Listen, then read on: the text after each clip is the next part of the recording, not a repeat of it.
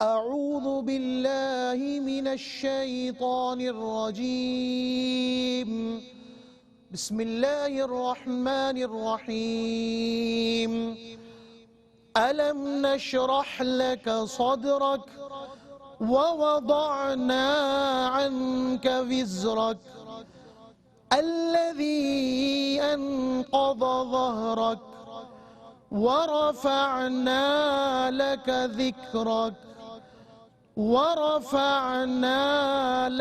ذكرك صدق الله العظيم.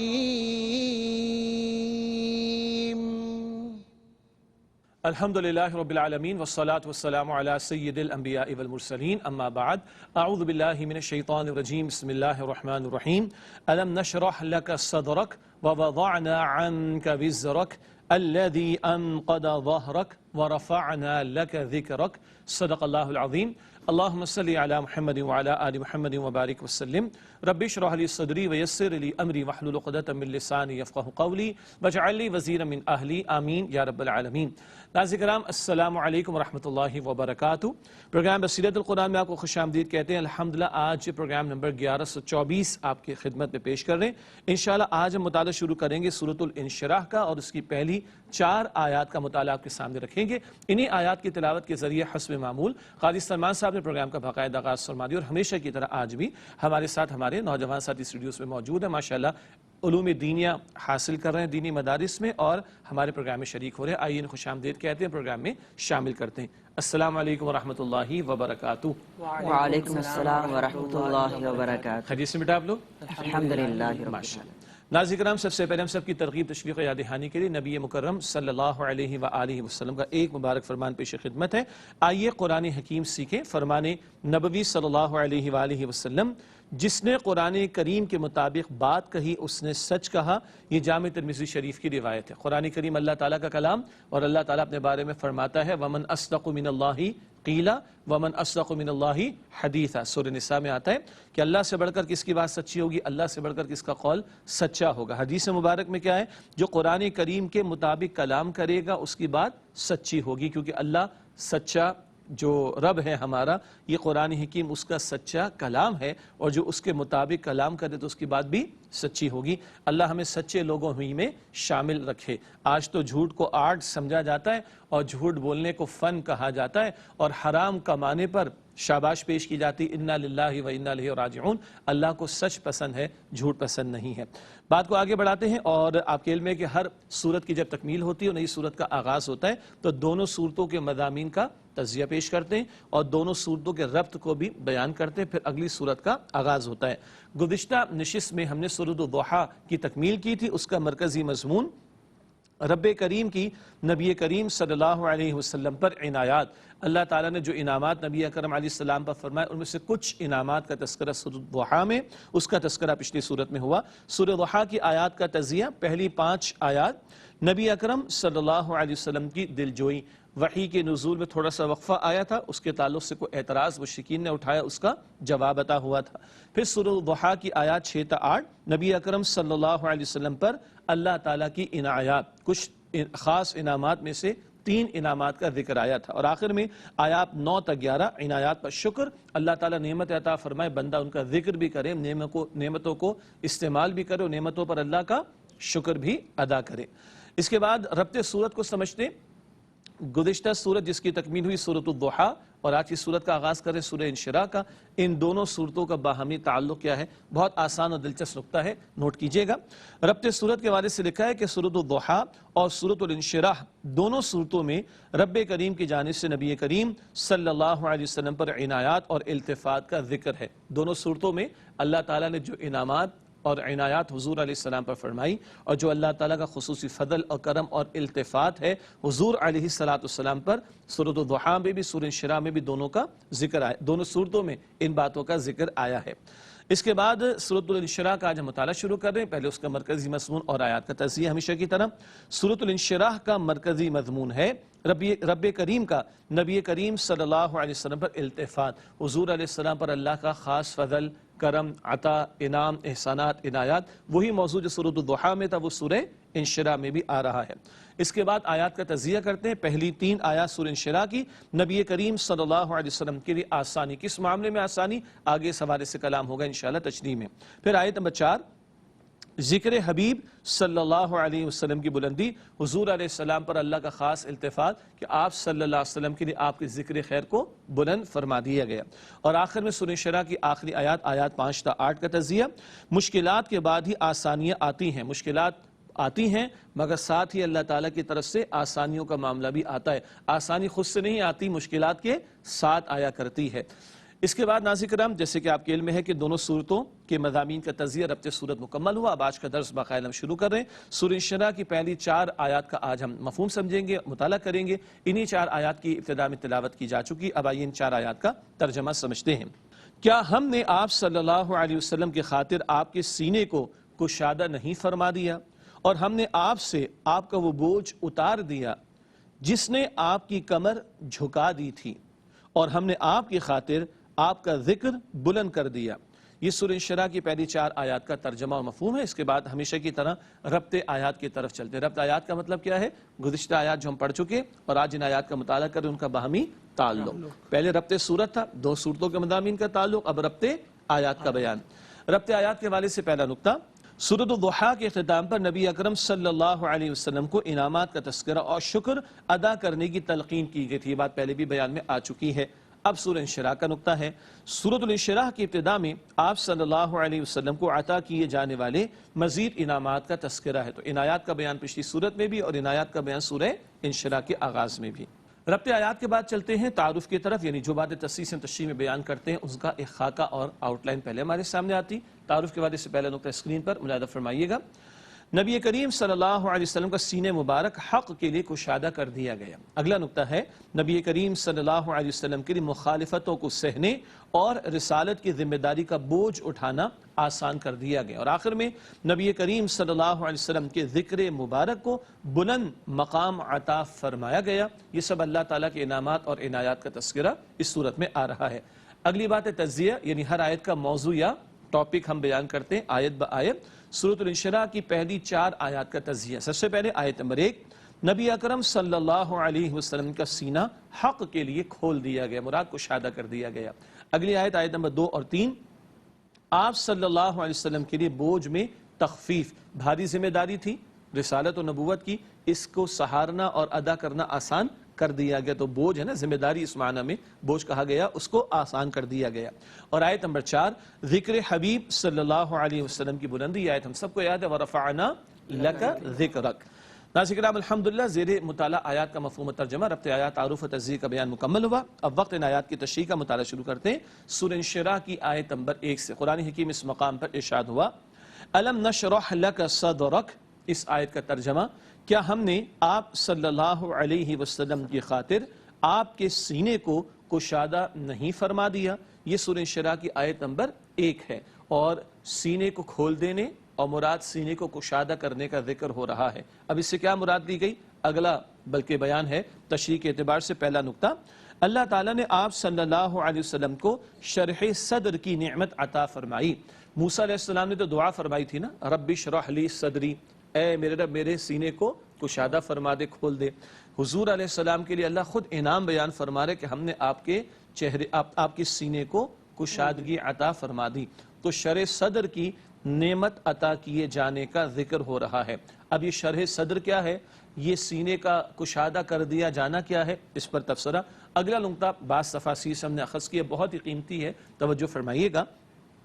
علوم و معارف کے سمندر اور لوازم نبوت اور فریضہ رسالت کو ادا کرنے کا بڑا وسیع حوصلہ عطا فرمایا۔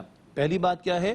علوم و معارف کے سمندر، اسی قلب مصطفیٰ صلی اللہ علیہ وسلم پر اللہ تعالیٰ نے قرآن کریم جیسا کلام نازل فرمایا کہ وہ قرآن کریم کے جو اگر کسی پہاڑ پر نازل کیا جاتا تو لَرَأَيْتَهُ خَاشِعًا مُتَصَدِّعًا من خشیت اللہ، سورہ حشر میں وہ تو پہاڑ ریزہ ریزہ ہو جاتا۔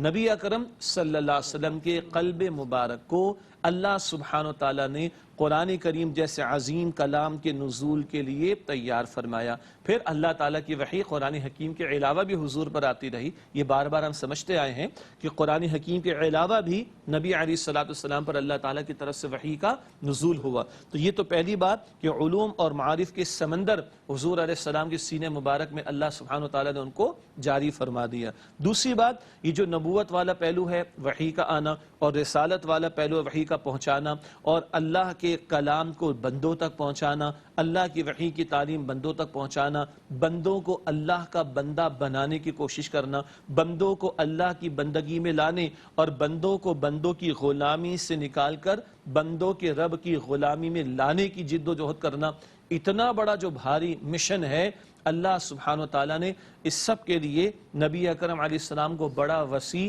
حوصلہ عطا فرمایا.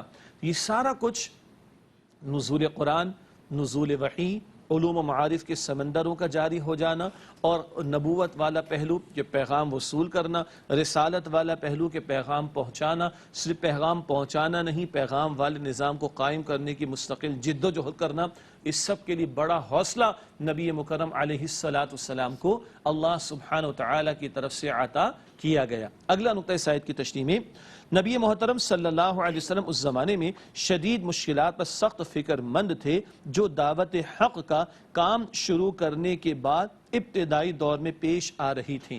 40 سال تک تو لوگ کیا کہہ رہے تھے؟ صادق اور امین. کوئی مشکل نہیں تھی، کوئی پریشانی نہیں تھی، کوئی کسی کا جھگڑا نہیں تھا، کوئی لوگوں کی طرف سے لان تان نہیں تھی. لیکن جیسے ہی آپ نے وحی اللہ کی طرف سے وصول کرنا شروع کی، اور جیسے ہی آپ نے لوگوں سے کہا قولوا لا الہ الا اللہ تفلحوا، کہو کہ اللہ کے سوا کوئی معبود نہیں، تم کامیاب ہو جاؤ گے، تو لوگ تو جان کے دشمن بن گئے. لوگوں نے لان تان کرنا شروع کر دیا، بد کلامی بد زبانی کرنا شروع کر دی، کانٹے بچھانا شروع کر دیے، پتھر برسانا شروع کر دیے. کیسی کیسی مخالفتیں اللہ کے نبی علیہ السلام کو پیش آ رہی تھیں. اس سب کے لیے جس حوصلے کی ضرورت تھی، ہمت کی ضرورت تھی، استقامت کی ضرورت تھی، وہ سب کچھ اس سینے کے کشادہ کر دینے میں شامل ہے کہ جو مشکلات آ رہی ہیں ان کا سہارنا، برداشت کرنا، حق پر استقامت کا مظاہرہ کرنا، اور رب کی عطا کردہ ذمہ داری رسالت والی اس کو ادا کرتے چلے جانا. اس سب کے لیے آپ کے سینے مبارک کو اللہ تعالیٰ نے کیا فرما دیا؟ کشادہ فرما دیا. اگلی آیت سورہ انشراح کی آیت نمبر 2 ارشاد ہوا وَوَضَعْنَا عَنْكَ وِزْرَكَ. اس آیت کا مفہوم و ترجمہ، اور ہم نے آپ سے آپ کا وہ بوجھ اتار دیا. یہ آیت نمبر 2 کا ترجمہ. کچھ اشارہ ہوا پچھلی آیت کی تشریح میں. آئیے اس آیت کی تشریح کی طرف چلتے ہیں. اس حوالے سے پہلا نقطہ اسکرین پر ملاحظہ فرمائیے گا. معاشرے کے بگاڑ، ظلم و ستم، جنگ و جدل، زیادتیوں اور شرک و کفر سے حضور صلی اللہ علیہ وآلہ وسلم بہت فکر مند رہتے تھے. وہیں 360 بتوں کی گندگی تھی جن کی پوجا پاٹ ہوتی تھی، شرک ہے اور کفر ہے، بچیوں کو زندہ دفن کر دیا کرتے تھے، زنا تھا اور بگاڑ معاشرے کے اندر تھا، عورتوں کے ساتھ بدسلوکی کی جاتی تھی، یتیموں کا حق مارا جاتا تھا. جو قدرت رکھنے یا طاقت رکھنے والے لوگ تھے، سردار تھے، وہ لوگوں پر ظلم و ستم کرتے تھے، غلاموں کی زندگی اجیرن تھی، نہ جانا کتنی برائیاں تھیں. یہ سارا کچھ منظر نامہ دیکھ کر حضور علیہ السلام فکر مند ہوا کرتے تھے یہ آخر کیا ہے، اور اس مسئلے کا، یہ مشکلات کا حل کیا ہوگا، یہ جو مصائب کے پہاڑ لوگوں پر توڑے جا رہے اس کا حل کیا ہوگا. یہ وہ ساری فکر مندی تھی جس میں حضور مبتلا تھے، یا یوں کہیے جس کی وجہ سے حضور فکر مند رہتے تھے، پریشان رہتے تھے صلی اللہ علیہ وسلم. آیت کے حوالے سے تشریح کا اگلا نقطہ ہے، اللہ تعالیٰ نے اپنی رحمت و کرم سے آپ صلی اللہ علیہ وآلہ وسلم کو وہی عطا فرما کر رہنمائی عطا فرما دی کہ کس طرح معاشرے کی اصلاح کی جا سکتی ہے. یہی فکر مندی تھی. حضور کہاں تشریف لے جاتے تھے؟ غار حرا میں. 36 برس کی عمر سے حضور غار حرا جانا شروع ہو گئے، اور رمضان شریف کا پورا مہینہ حضور، ابھی وہ رمضان عثمان میں تو نہیں روزے کی فرضیت، لیکن ماہ رمضان پورا وہیں گزارتے، اور 40 برس کے حضور ہوئے تو اقرا بسم ربک الذی کی وحی آنا شروع ہو گئی. یہ وہ ذمہ داری ایک تو قرآن تھی حضور علیہ السلام کی، اس کے لیے تسلی اور رہنمائی اللہ سبحانہ وتعالی کی طرف سے عطا ہو رہی ہے. ناظرین میں وقفہ لیتے ہیں، اس کے بعد اگلی مزید 2 آیات کا مطالعہ انشاءاللہ آپ کے سامنے رکھیں گے. السلام علیکم ورحمۃ اللہ وبرکاتہ. السلام علیکم ورحمۃ اللہ وبرکاتہ. ناظرین پروگرام بصیرت القرآن میں آپ کو خوش آمدید کہتے ہیں. سورہ انشراح کا مطالعہ کر رہے ہیں. آئیے اگلی آیت سورہ انشراح کی آیت نمبر 3 کا مطالعہ شروع کرتے ہیں. اعوذ باللہ من الشیطان الرجیم، بسم اللہ الرحمن الرحیم. الذی انقض ظہرک. سورہ انشراح کی آیت نمبر ہے 3. اس کا ترجمہ، جس نے آپ کی کمر جھکا دی تھی. یہ آیت نمبر 3 کا ترجمہ ہوا تشریح کے حوالے سے پہلا نقطہ۔ آپ صلی اللہ علیہ وآلہ وسلم اپنی قوم کو کفر و شرک کی گمراہیوں میں مبتلا دیکھتے تو سخت دل گرفتہ رہتے کہ کس طرح ان کی اصلاح کا کام ہو۔ حضور علیہ السلام جیسے کہ پچھلی آیت کے ذیل میں بتایا گیا، معاشرے میں جو بت پرستی تھی، شرک تھا، کفر تھا، بگاڑ تھا، ظلم اور ستم توڑا جا رہا تھا، اس کے پہاڑ توڑے جا رہے تھے، اس سب کو دیکھ کر حضور دل گرفتہ ہوتے، پریشان ہوتے، فکر مند ہوتے۔ اس سے آپ کی کمر جھک گئی تھی، یعنی اس قدر بڑا معاملہ تھا، اس بات کی طرف اشارہ کیا گیا۔ اگلا نقطہ، اب اللہ تعالیٰ نے رہنمائی فرما دی کہ فریضہ رسالت کو ادا کر کے لوگوں کی اصلاح اور عدل کا قیام ممکن ہے۔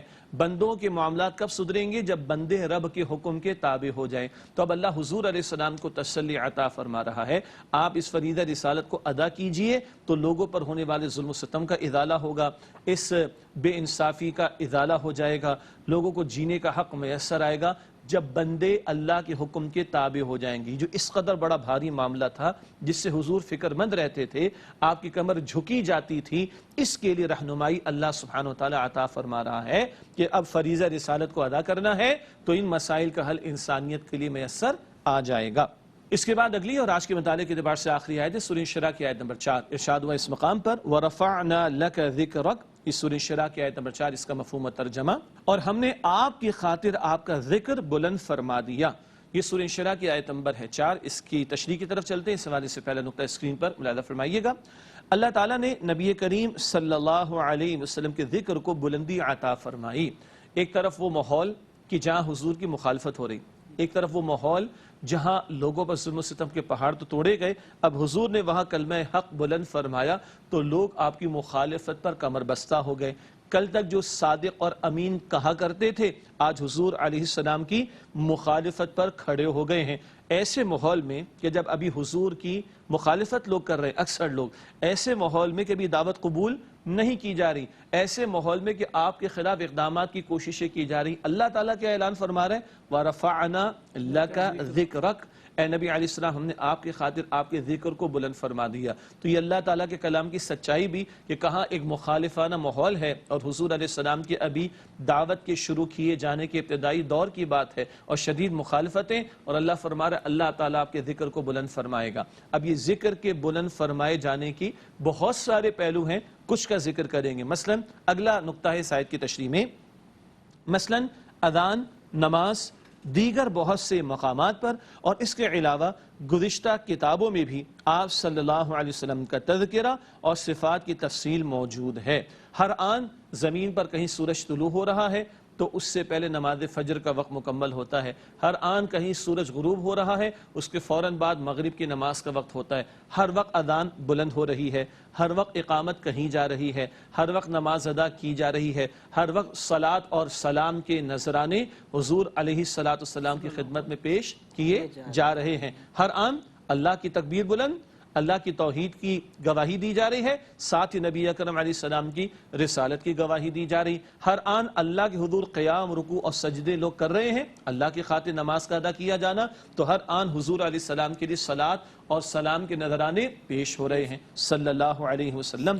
تو یہ ہر آن حضور کا ذکر جاری، پچھلی کتابوں میں بھی تورات ہو، انجیل ہو، زبور ہو، حتیٰ کہ ہندوؤں کے موجود کتاب وید ہی کیوں نہ ہو، ان میں بھی رسالت مآب، کال کی اوتار، یہ تو سب کو معلوم ہے جو ہندو اسکرپچرز کو جانتے ہیں، ان کتابوں میں بھی حضور نبی اکرم علیہ السلام خیر موجود ہے، اور قرآن حکیم تو ہے ہی کیا، حضور علیہ السلام کی نعت ہے نا، حضور علیہ السلام کی عظمت کا بیان قرآن حکیم میں بھی ہمیں ملتا ہے۔ اگلا نقطہ، فرشتوں میں آپ صلی اللہ علیہ وسلم کا ذکر خیر ہے، ان اللہ وملائکتہ یصلون علی النبی، اللہ رحمت نازل فرماتے، فرشتے رحمت کی دعا کرتے ہیں، وہ بھی صلاۃ بھیجتے ہیں۔ اللہ تو صلاۃ کا لفظ اللہ کے لیے آئے گا تو مفہوم رحمت نازل فرمانے والا، فرشتوں کے لیے آئے گا تو مفہوم رحمت کی دعا کرنے والے حضور علیہ السلام کے لیے، اور ہمیں بھی حکم دیا گیا یا ایھا الذین آمنوا صلوا علیہ وسلموا تسلیما، اے ایمان والو تم بھی صلاۃ بھیجو، دعا رحمت کی کرنا، اللہ نبی مکرم علیہ السلام پر رحمتوں کا نزول فرما، اللہم صلی علی محمد وعلی آل محمد کما صلیت علی ابراہیم وعلی آل ابراہیم انک حمید مجید۔ تو فرشتوں کے ہاں بھی حضور علیہ السلام کا ذکر خیر اور اہل علم نے لکھا جبرائیل تو بار بار حضور کے پاس آتے تھے صلی اللہ علیہ وسلم، اور یہاں تک لکھا کہ ہزاروں نہیں 50,000 مرتبہ کم و بیش، کتنا؟ 50,000 حضور کی حیات طیبہ میں کم و بیش 50,000 مرتبہ کے لگ بھگ جبرائیل حضور کے پاس آئے، ایک ایک دن میں کئی مرتبہ آئے، انسانی شکل میں بھی آئے اور اپنی اصل شکل میں بھی ان کو حضور علیہ السلام نے دیکھا ہے۔ اگلا ایک اور اہم نقطہ، آپ صلی اللہ علیہ وسلم کی اطاعت کو اللہ تعالیٰ نے اپنی اطاعت قرار دیا، اور اپنی اطاعت کے ساتھ آپ صلی اللہ علیہ وسلم کی اطاعت کا بھی حکم دیا۔ قرآن حکیم 11 مرتبہ فرماتا ہے اطیعوا اللہ و اطیعوا الرسول، اطاعت کرو اللہ کی اور اطاعت کرو رسول کے علیہ السلام۔ اور سورہ نساء کی آیت نمبر 80 میں قرآن حکیم میں ہے من یطع الرسول فقد اطاع اللہ، جس سے رسول کی اطاعت کی اس نے اللہ کی اطاعت کی۔ عبادت اللہ کی ہوگی، ہاں عبادت کس کی؟ اللہ کی۔ طریقہ کس کا؟ رسول اللہ علیہ السلام کا۔ تو پوری زندگی عبادت ہی تو کرنی ہے اللہ کی، تو پوری زندگی طریقہ کس کا اپنانا ہے؟ حضور علیہ السلام کا۔ تو یہ بھی حضور کا ذکر ہر میں ہمیشہ کے لیے اللہ تعالیٰ نے جاری فرما دیا۔ اور آخری بات اس زمین میں کیا ہے؟ دنیا میں آپ کا لایا ہوا دین غالب ہوا، اور آخرت میں بھی آپ کا ذکر بلند ہوگا۔ ہم تو مسلمان حضور کی عظمت کے قائل ہیں صلی اللہ علیہ وسلم، نہ ماننے والے بھی، ایمان نہ لانے والے بھی حضور علیہ السلام کی عظمت کے دنیا میں قائل ہوئے۔ یہ ان کی محرومی کے ایمان نہ لائے، مگر یہ ان کی مجبوری کہ ان کو بھی حضور کی عظمت کا قائل ہونا پڑا۔ اور آخرت میں تو معاملہ کیا ہے؟ لواء الحمد، حمد کا پرچم کس کے ہاتھ میں ہوگا؟ حضور علیہ السلام کے ہاتھ میں، کہ آپ اللہ تعالیٰ کی ایسی تعریف فرمائیں گے جیسی کسی نے نہیں کی ہوگی۔ شفاعت کبریٰ کا حق کسے عطا ہوگا؟ حضور علیہ السلام کو۔ مقام محمود کا وعدہ کس کے لیے ہے؟ حضور علیہ السلام کے لیے۔ یہ کچھ پہلو ہم نے آپ کے سامنے رکھے، حضور پر اللہ کے التفات کا بیان کہ اے نبی آپ کی خاطر ہم نے آپ کے ذکر کو بلند فرما دیا صلی اللہ علیہ وآلہ وسلم۔ ناظرین کرام، الحمدللہ آج ہم نے سورہ شرح کی پہلی 4 آیات کا مطالعہ کسی درجے میں مکمل کیا۔ اب وقت سوالات کا چلتے ہمارے ساتھیوں کی جانب سے دریافت کرتے ہیں کہ آج ان کے ذہنوں میں کیا سوالات اٹھے ہیں۔ جی بیٹا، پہلا سوال آپ کی طرف سے۔ میرا سوال یہ ہے کہ ہم دین پر استقامت کا جذبہ کیسے پیدا کر سکتے ہیں؟ ماشاءاللہ، ہم دین پر استقامت کا جذبہ کیسے پیدا کر سکتے ہیں؟ سورہ شرح میں تو خطاب کس سے ہے؟ حضور علیہ السلام سے، لیکن وہاں سے رہنمائی ہمارے لیے بھی ہے۔ حضور علیہ السلام کو وحی کس نے عطا فرمائی؟ اللہ تعالیٰ نے۔ ان پر نزول قرآن کس نے فرمایا؟ اللہ سبحانہ وتعالیٰ نے۔ ان کو سینے کی کشادگی کس نے عطا فرمائی؟ اللہ تعالیٰ نے۔ تو ہم بھی کس سے دعا مانگے؟ اللہ سبحانہ وتعالیٰ سے۔ ایاک نعبد وایاک نستعین، اے اللہ ہم تیری عبادت کرتے تو تجھی سے مدد مانگتے۔ ایک بات۔ دوسری بات، اللہ کی عبادت تو کرنی ہے، طریقہ کہاں سے لینا ہے؟ حضور علیہ السلام سے۔ اللہ کے دین پر عمل کرنا ہے، لیکن طریقہ کہاں سے لینا ہے؟ حضور علیہ السلام سے۔ تو یہ بھی تو دیکھیں حضور کیا کرتے تھے صلی اللہ علیہ وسلم۔ سورہ شرح کی جو اگلی آیات ہیں، اگلی نشست میں انشاءاللہ ان کا مطالعہ کریں کہ وہاں بھی ذکر آئے گا۔ حضور کو بھی حکم دیا جا رہا ہے رات کو اللہ کے سامنے کھڑے ہوں، اللہ کے سامنے روئیں، اللہ کے سامنے گڑ گڑائیں، اللہ سبحانہ وتعالیٰ سے مانگیں۔ اور جتنا ہم حضور علیہ السلام کی سیرت کا مطالعہ کریں گے، آپ کی زندگی میں جو مشقتیں آئیں، جن کو آپ نے جھیلا، آپ کے گھر والوں نے جھیلا، صحابہ کرام نے ان کو برداشت کیا، جب ان واقعات کا ذکر ہمارے سامنے ہوگا تو ہمارے اندر بھی ایک حوصلہ دین پر استقامت کا پیدا ہوگا۔ تو ایک اللہ سے دعا، دو حضور کی زندگی کو سامنے رکھنا صلی اللہ علیہ وسلم، اور انشاءاللہ اس سے گزریں گے اور اس کا مستقل اہتمام کریں گے تو اللہ تعالی ہمیں بھی دین پر استقامت عطا فرمائے گا۔ جی بیٹا، آپ کا سوال۔ میرا آج کا سوال یہ ہے کہ سورہ انشراح میں ہمارے لیے کیا حکم ہے؟ کیا حکم ہے؟ ماشاءاللہ، بہت اچھا سوال ہے۔ اس کو تھوڑا سا اس طرح کر لیتے کہ سورہ انشراح میں ہمارے لیے کیا رہنمائی ہے۔ دیکھیے، ہمیشہ یاد رکھیں قرآن کریم میں کئی مرتبہ خطاب حضور سے ہوتا ہے صلی اللہ علیہ وسلم، اور یہاں تو خاص حضور سے خطاب ہے، اس میں کوئی شک نہیں، لیکن حضور سے خطاب کے دوران میں امت کے لیے بھی رہنمائی ہوتی ہے، ٹھیک ہے؟ تو حضور علیہ السلام کو کشادہ سینہ اللہ تعالیٰ نے نعمت کے طور پر اس کا ذکر فرمایا۔ جو بڑا بھاری بوجھ والا معاملہ تھا وہ بھی اللہ تعالیٰ نے اس کو آسان فرما دیا، اور حضور کے ذکر خیر کو اللہ تعالیٰ نے ان کے لیے بلند فرما۔ یہ تو خاص حضور کا معاملہ، لیکن حضور کے امتی بھی تو کچھ چاہیں گے نا کہ ہمارے دلوں کو بھی کشادگی مل جائے، تو استقامت کا سوال آ گیا۔ حضور کے امتی بھی تو چاہیں گے ہمارے لیے آسانیوں کا معاملہ ہو جائے، تو اللہ سے مانگیں گے۔ حضور کے امتیوں کے لیے بھی تو مسئلہ ہے یا معاملہ ہے جو ختم نبوت کے بعد اب دین کی بات کس نے پیش کرنی ہے؟ اللہ کا پیغام لوگوں تک کس نے پہنچانا ہے؟ دین کی سٹرگل اور محنت اور جد و جہد کس نے کرنی؟ ہم نے کرنی ہے۔ تو اسی طرح جب ہم حضور کی زندگی کا مطالعہ کریں گے، جو پہلے سوال کے جواب میں بات آئی، تو انشاءاللہ ہمیں بھی وہاں سے رہنمائی ملے گی۔ حضور پر مشقتیں آئیں، ہم تو آج پسینہ بھی نہیں بہا پاتے، ٹھنڈے ماحول میں بیٹھے نا، اے سی چل رہا ہے، میں بھی بیٹھا ہوں، آپ بھی بیٹھے، بڑے آرام سے خوش خوشگوار ماحول کے اندر دین کی بات ہو رہی ہے الحمدللہ. مگر آپ اور ہم جانتے ہیں کہ حضور علیہ السلام کے گھر میں فاقے بھی آئے ہیں. حضور علیہ السلام کے مبارک حجرے میں 2 مہینے چولہا نہیں جلتا تھا. حضور علیہ السلام نے پیٹ پر پتھر بھی باندھے. کم سے کم ان کا ذکر تو ہو تاکہ امت تن آسانیوں میں جو آج کل پڑی ہوئی ہے, تن آسانی سمجھتے ہیں, کول زندگی, ٹھنڈا ماحول ہے, کوئی مشقت جھیلنے کے لیے تیار نہیں, مشقت مانگنی نہیں, آ جائے تو تیار رہنا چاہیے نا. پھر اللہ سے دعا کریں گے ربنا افرغ علینا صبرا, اللہ ہم پر صبر کے دہانوں کو کھول دے, صبر کی توفیق عطا فرما دے.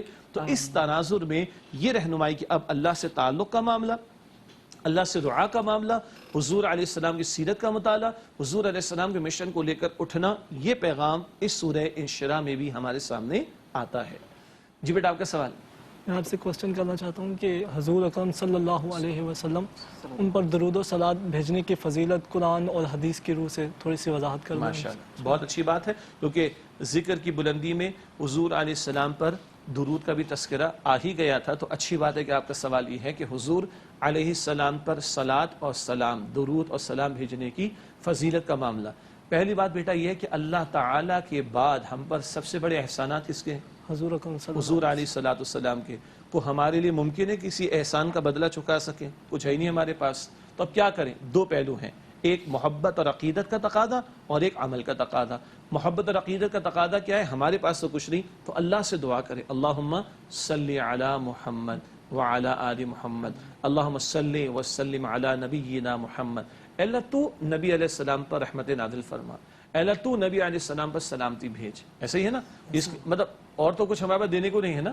تو ایک تو یہ کہ ان کے احسانات کا بدلہ تو ہم سوال ہی پیدا نہیں ہوتا ہے نا کہ اس کا کوئی ایک ذرہ برابر بھی حق ادا کر سکیں. تو اب اللہ سے التجا, اللہ کے حضور درود, اللہ کے حضور دعا کرنا, یہی حضور پر درود کا اہتمام ہے نا. صلات کا مطلب کیا ہے؟ صلات کا ترجمہ رحمت کا بھی. ہاں, جب اقیم الصلاۃ کہتے ہیں تو مطلب کیا ہوتا ہے؟ اللہ سے لو لگانے کا خاص طریقہ جس کو ہم نماز کہتے ہیں. لیکن جب حضور پر صلات بھیجنے کی بات ہوگی تو ترجمہ کیا ہوگا؟ رحمت کی دعا کرنا. اور قرآن حکیم تو حکم دیتا ہے, فضیلت تو ہے, پہلے فرضیت بھی تو ہے. فضیلت تو ہے لیکن پہلے فرضیت بھی تو ہے کہ یا ایھا الذین آمنوا صلوا علیہ وسلموا تسلیما, اے ایمان والو ایسے نبی علیہ السلام پر صلات بھیجو. درود ترجمہ ہم کرتے ہیں اس کا, اور سلام بھیجو جیسے کہ سلام بھیجنے کا حق ہے. تو پھر بہت سارے الفاظ احادیث مبارکہ میں ہمیں ملتے جو خود حضور علیہ السلام نے تعلیم فرمائے. تو پہلی بات کہ یہ تو حکم کے درجے میں بات ہے, فرضیت کے درجے میں ہے.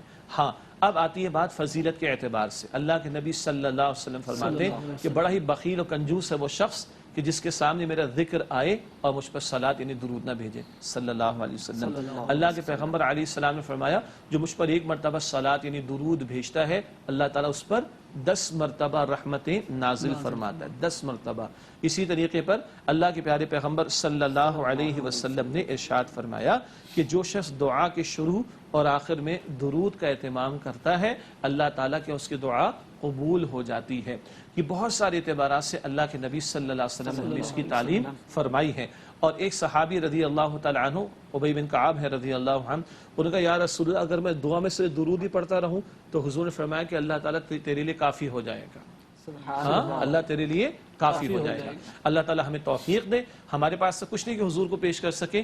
ہاں, محبت اور عقیدت کا تقاضا ہے اور احسان مند ہونا چاہیے ہمیں کہ ہم حضور کے لیے صلات کا سلام کا اہتمام کریں. اور عملی پہلو کیا ہے؟ لقد کان لکم فی رسول اللہ اسوۃ حسنہ, رسول اللہ صلی اللہ علیہ وسلم کی مبارک اسوہ کو سامنے رکھتے ہوئے زندگی ان کے طریقوں کے مطابق اور تعلیمات کے مطابق گزارنے کی کوشش کریں.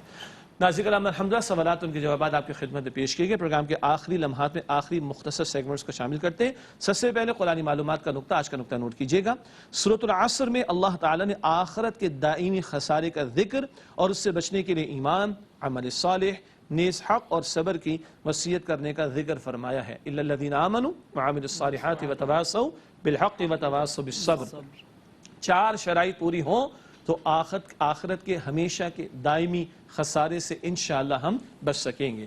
اس کے بعد چلتے ہیں حاصل مطالعہ کی طرف جو باتیں تفصیل سے تشریح میں آ چکی ہوتی ان کا ایک خلاصہ یہ یا ریکیپ آخر میں ہم رکھتے ہیں. 3 باتیں حاصل مطالعہ میں. پہلی بات اسکرین پر ملاحظہ فرمائیے گا, نبی اکرم صلی اللہ علیہ وآلہ وسلم کا سینہ اطہر حق کے لیے کشادہ فرما دیا گیا, تفصیل آ چکی. اگلا نقطہ, آپ صلی اللہ علیہ وسلم کے لیے مخالفتوں کو سہنے اور رسالت کی ذمہ داری کا بوجھ اٹھانا آسان کر دیا گیا. اس میں ہمارے لیے بھی رہنمائی وہ سوال کی ذیل میں آ چکی. اگلا نقطہ حاصل مطالعہ کے تعلق سے نبی اکرم صلی اللہ علیہ وسلم کے ذکر کو بلند مقام عطا فرمایا گیا. تھوڑی سی وضاحت اس کی بھی ہمارے سامنے آ چکی ہے. اس کے بعد چلتے ہیں جائزے کی طرف، یعنی سیلف اسسمنٹ، اپنا جائزہ. کچھ آیات سیکھی، اب ہم کہاں کھڑے، آئیے جائزہ لیں. اور وہی کچھ باتیں سوالات کے ذہن میں بھی ہمارے سامنے آئی تھیں. پہلا سوال، کیا ہم دین پر استقامت کی دعا مانگتے ہیں؟ سوال آیا تھا نا استقامت کا، دے گا کون استقامت دین پر؟ اللہ سبحانہ وتعالی. تو کیا مانگتے ہیں اللہ تعالیٰ سے؟ ایگزامز کے لیے کتنا مانگتے ہیں؟ بچوں کی کامیابی کے لیے کتنا مانگتے ہیں؟ آفس کی پروموشن کے لیے کتنا مانگتے ہیں؟ کاروبار کی کامیابی کے لیے کتنا مانگتے ہیں؟ بزنس کے لیے کتنا مانگتے ہیں؟ اور اللہ سے دین پر استقامت کے لیے کتنا مانگتے ہیں؟ اس سے پتہ چل جائے گا کہ ہم سیریس کتنے ہیں دنیا کے لیے اور سیریس کتنے ہیں آخرت کے لیے. کیا ہم دین پر استقامت کی دعا مانگتے ہیں اللہ سبحانہ وتعالی سے؟ اگلا سوال جائزے کے طور پر، کیا ہم دین کو غالب کرنے کے لیے اپنی استطاعت کے مطابق محنت کر رہے ہیں؟ مکان بنا رہے ہیں، جائیداد جمع کر رہے ہیں، اچھی بات ہے، ضرورت ہے پوری کر لیجئے، لیکن یہ قبر میں ساتھ جانے والی شے نہیں. پہلی بات. اور اللہ کے نبی علیہ السلام نے محلات بھی نہیں بنائے، ایسے ہی نا، جائیدادیں نہیں بنائی، ایسا ہے نا. حضور کا مشن کیا تھا؟ اللہ کے دین کے غلبے کی جد و جہد کا معاملہ. لیظہرہ علی الدین کلہ، سورہ صف کی آیت نمبر 9 ہے. اللہ کے دین کو غالب کرنے کی جد و جہد کرنا. وہ جد و جہد ختم نبوت کے بعد آج میرے اور آپ کے کاندھوں پر ہے. اس جد و جہد میں ہمارا وقت اور صلاحیتیں کتنی لگ رہی ہیں، اور اس سے کم اہمیت والی باتوں میں ہم کتنا وقت لگا رہے ہیں؟ میں بھی سوچوں، آپ بھی سوچئے گا. اگلا سوال، کیا ہم نبی کریم صلی اللہ علیہ وآلہ وسلم کے ذکر خیر کے ساتھ ساتھ آپ صلی اللہ علیہ وسلم کے فرمودات پر بھی عمل کر رہے ہیں؟ ایک محبت عقیدت کا پہلو، اس کا ذکر بھی آیا، اور ایک عمل کا میدان کہ حضور کی تعلیم کو مان کر حضور کی تعلیمات اور مبارک اسوہ پر عمل بھی کرنا ہے. کیا آج ہماری زندگی گواہی دیتی ہے کہ ہم امتی ہیں نبی علیہ السلام کے؟ مسجدوں کی ویران صفیں کیا گواہی دیتی ہیں؟ لفظ تو بڑا بھاری ہے، مجھے پتا ہے. رمضان شریف میں مسجدیں بھری ہوتی ہیں، رمضان کے بعد ویران ہو جاتی ہیں نا. جی، ہماری گفتگو، ہمارا کردار، ہمارے رویے، ہمارے معاملات، ہماری ڈیلنگز، اس سے لگتا ہے کہ ہم نبی علیہ السلام کے امتی ہیں. میں بھی چیک کروں، آپ بھی چیک کر لیں. آخری 2 باتیں پروگرام میں شامل کرتے ہیں. گزشتہ سوال کا جواب، سورہ لقمان کی کس آیت میں ذکر ہے کہ شرک سب سے بڑا ظلم ہے؟ سورہ لقمان کی آیت نمبر 13 اس کا درست جواب ہے، ان الشرک لظلم عظیم. یقینا شرک سب سے بڑا ظلم ہے. سورہ لقمان کی آیت نمبر 13 درست جواب ہے. آج کا سوال نوٹ کیجئے گا، سورہ سجدہ کی کس آیت میں ذکر ہے کہ اللہ تعالیٰ بڑے عذاب سے پہلے چھوٹے عذابوں میں لوگوں کو مبتلا کرے گا؟ سورہ سجدہ 21واں پارہ. کس آیت میں ذکر ہے سورہ سجدہ کی کہ اللہ تعالیٰ بڑے عذاب سے پہلے چھوٹے عذابوں میں لوگوں کو مبتلا کرے گا؟ یہ اللہ کے قانون عذاب کے حوالے سے اہم نقطے کا بیان ہے. درست جواب انشاءاللہ اگلے پروگرام میں آپ سے شیئر کریں گے، اور اسی کے ساتھ چاہیں گے اجازت. اسی کے پروگرام کا وقت ہوا مکمل. آپ تمام ساتھیوں کو بہت شکریہ.